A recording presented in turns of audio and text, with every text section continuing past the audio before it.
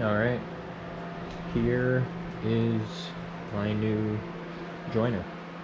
This is a 12-inch Moak, I think is how you say the name, joiner.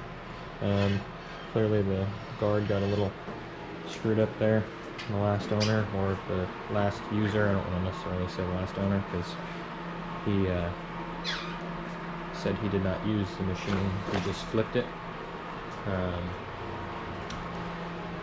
On the way home, ran into a little bit of a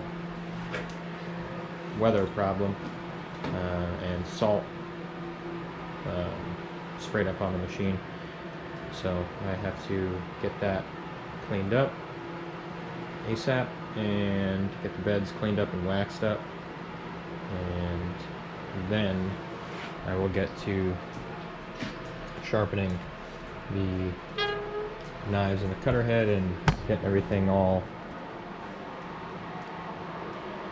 ready for use. This machine also is a 3-phase machine, and it is belt driven. A lot of these came direct drive, but this one is belt driven. It's a 3-horsepower motor, and I need to put a new plug, twist lock plug on there so that I can hook it up to my 3-phase outlet. So let's get to cleaning this thing up.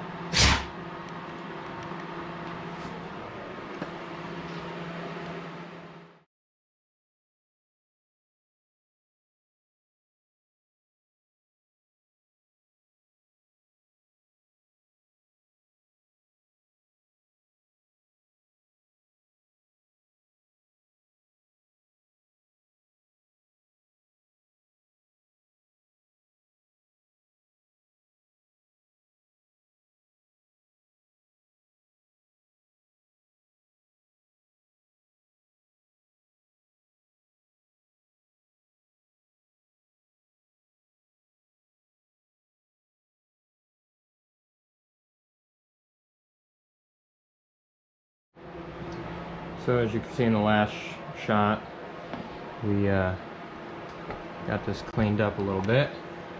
Lower the camera down. Sorry about it shaking. As you can see, my shop pups are helping out. Got Brandy over there. She's being a good girl. And I got Zeus over here. He's always curious. You can see the plate over here. Ermines Machine Co., I believe is how you're going to say that. Williamsport, Pennsylvania. That says rebuilt by. And if I lower the camera down more and ask my shop helper to get out of the way. Come on, buddy. Zeus, come on. I'm messing with the camera shop. You can see sold by, and then made by. So that's pretty cool. So I'm just using some simple green to get this cleaned up here, and I will have to get around the back side of the machine and get through, and also the underside. Probably won't film any of that because, well, I'm not gonna be able to see any of it, but I will bring you back when I am polishing up the beds. Alright, so the beds are pretty clean when I got the machine, and then yesterday's trek home was not the greatest. Little pro tip from when you're buying machines: make sure you are checking the weather all along your route. Here in Illinois, northern Illinois, southeastern Wisconsin, the weather was perfectly fine. It was cold, it was 16 degrees, but I picked this machine up in South Bend, Indiana, and it said 10% chance of snow in South Bend, and it snowed like crazy.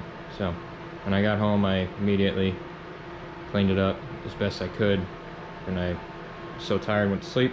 Woke up this morning, and now we're getting it cleaned up. So should have done it right away last night when I got back, but whatever. A little bit of elbow grease today and get it cleaned up.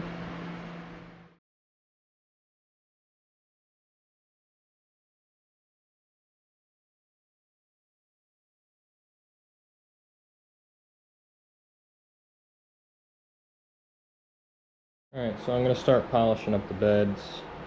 I'm going to start with just the outfeed side. I'm going to use some Moak 1500 grit.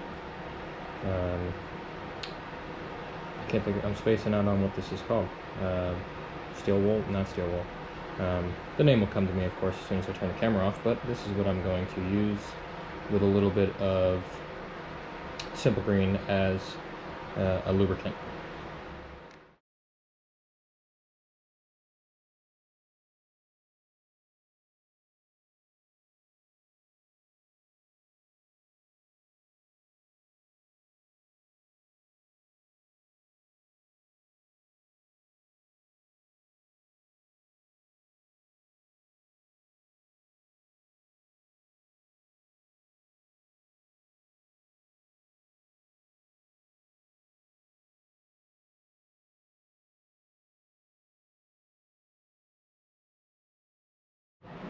Alright, getting somewhere. So what I'm doing is I'm taking some steel wool, or not steel wool, I'm spacing out on what that is called, I'll figure it out. And I am wetting down the surface with some Simple Green, and then the shop cook over there is crying. And then I am throwing that on the back of the sander, and the sheet sander, and making sure to take nice even passes all the way up and down the beds. I've only done this side so far, so I'm just kind of giving you a before and after look right now. There's no wax, and I haven't done the rabbiting edge really at all, so I'll have to get in there and do that. But for now, this feels real nice and smooth. There's a couple of things that I can feel in the beds that I can't tell if that's above the surface. I think that's above the surface, yeah. So I can catch my fingernail on it. That I'll have to take out, but I'm not going for NASA level tolerances here. I'm just going for a nice smooth surface. It's not going to mar up any of the lumber that I put through it. So I'm going to get some wax on that now and clean up the rabbiting edge, and then I'll move to the other side.